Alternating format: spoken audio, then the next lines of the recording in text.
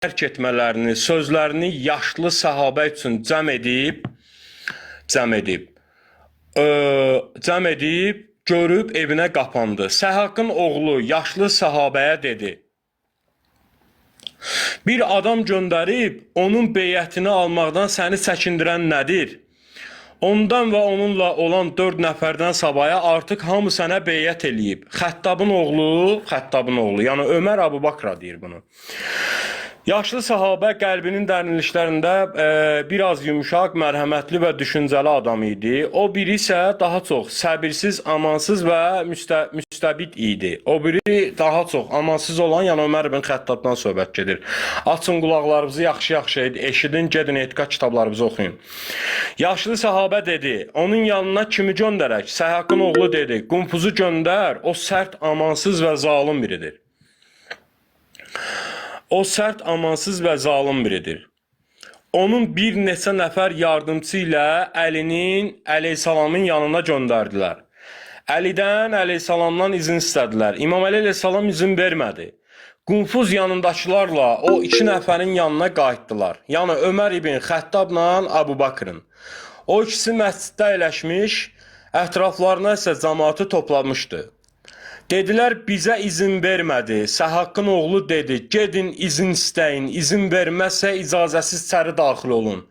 Ömər ibn Xəttab göndərdiyi quldurlara deyir ki, gedin bir də qapıya, Vəhiy evinin qapısına, yəni xanım Zəhranın qapısına izin istəyin. İzin verməsə icazəsiz girin içəri. Ömər ibn Xəttab deyir. Onlar gəlib qapının qarşısında dayanıb izin istədilər. Fatimə salamullah əleyha dedi: Birzə dəqiqə. Fatimə salamullah əleyha dedi: İzin gələnlər içəriyə girməyə qadağadır.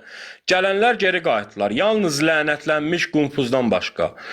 Dedilər, Fatimə filan sözləri dedi və izni olmadan evinə girməyimizi qadağa elədi. Səhhaqın oğlu qəzəbləndi və dedi: Bizim qadınla nə işimiz var? Sonra ətrafındakı cəmaata səslənərək odun gətirmələrini tələb elədi. Allah lənət eləsin. O özü də odun daşıyırdı. Allah min lənət eləsin. Odunları Əlinin əleyhissalamın, Fatimənin salamullah əleyhanın və 2 övladının Həsən və Hüseynin evinin ətrafına yığdılar. Aleyküm salam.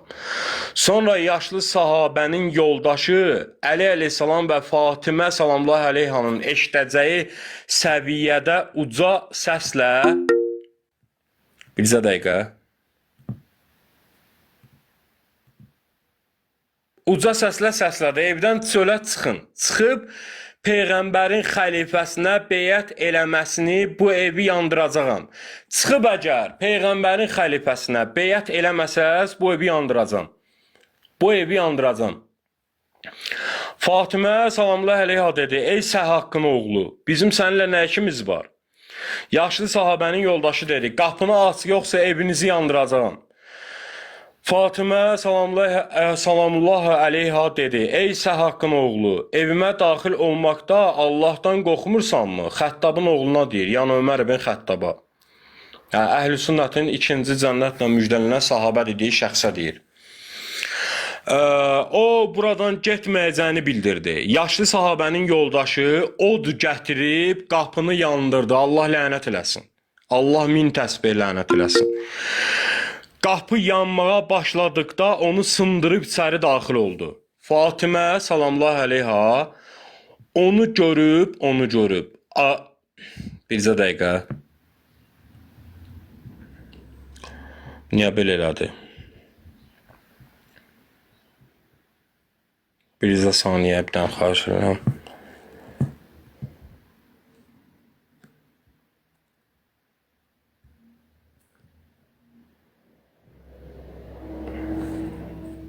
Birzə dəqiqə geri qalanını oxuyuram, qardaşlar. Nə səbirli olun.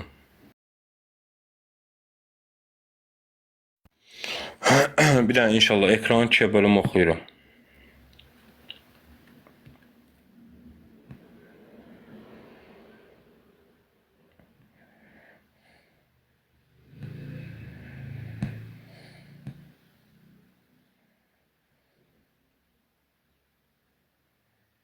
Hə, Fatimə salamullah əleyha onu yaşlı sahabənin yoldaşı od gətirib. Qapını yandırdı.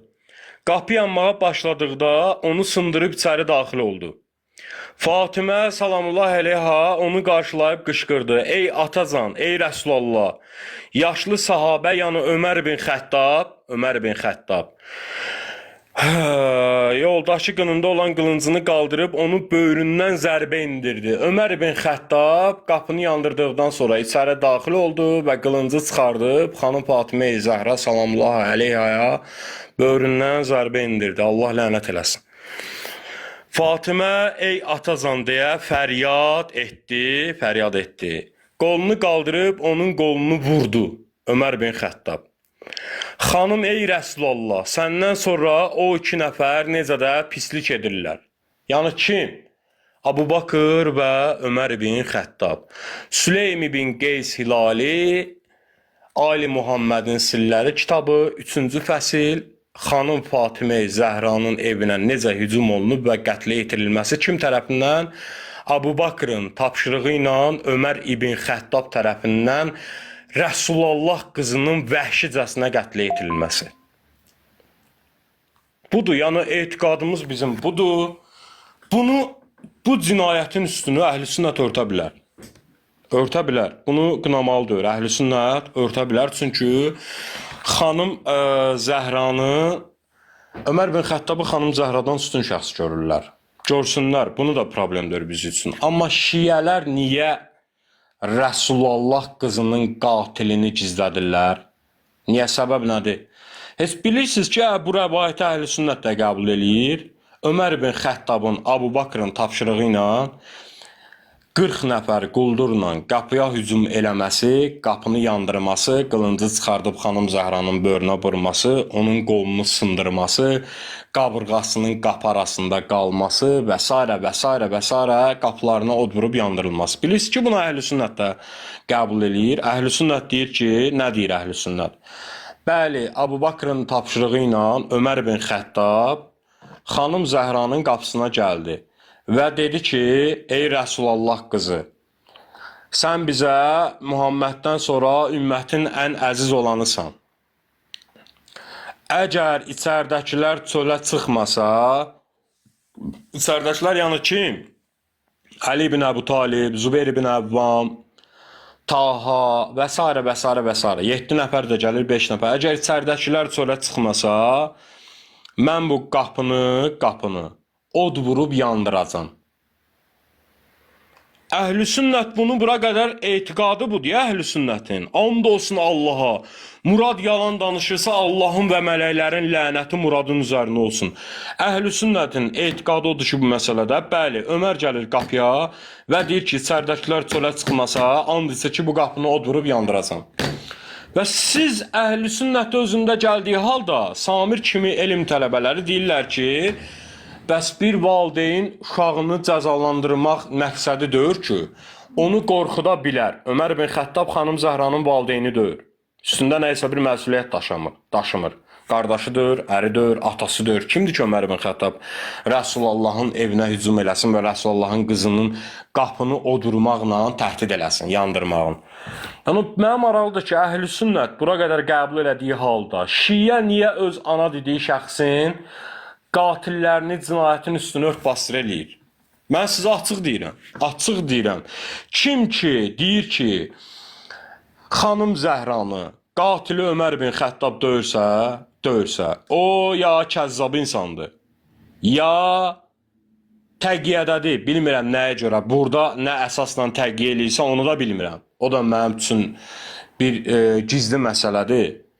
Ya da ki, etiqadını bilmir. Şiyənin etiqadı istəyir əxbar xətti, istəyir sul xətti. Fərq yoxdur. Şiyə, Əli ibn Əbu Talib tərəfdarının etiqadı xanım Zəhranı Ömər ibn Xəttab və quldurları Abu Bakırın əmri ilə qətlə yetiriblər.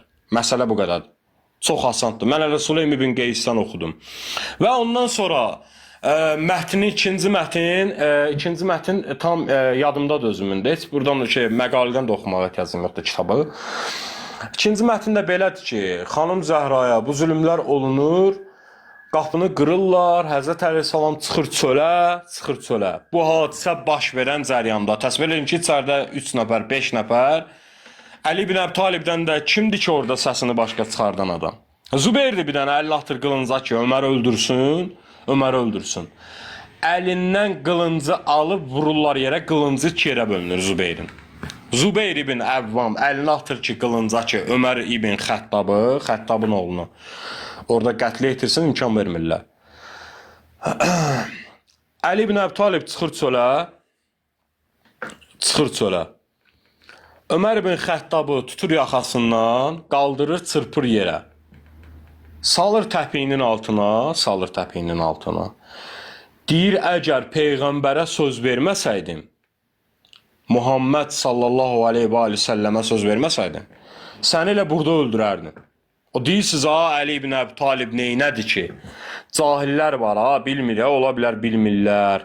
Bu cahillər, qardaşlar, insanlar var da, bəlkə bilmirlər, oxumurlar rəvayəti. Yox, niyə ki? Əli ibn Əbi Talib çıxır çölə, Ömər ibn Xəttabı salır təpiyin altına, qaldırır, çırpır yerə, yapışır boğazından ki, əgər Peyğəmbərə söz verməsəydim, səni burada öldürərdim. Elədiyini eləyir yəni, neynəməlidir ki? Qapıya hücum olunub, çıxır, istədiyi kimi də hərəkətini də eləyir qapısının ağzında.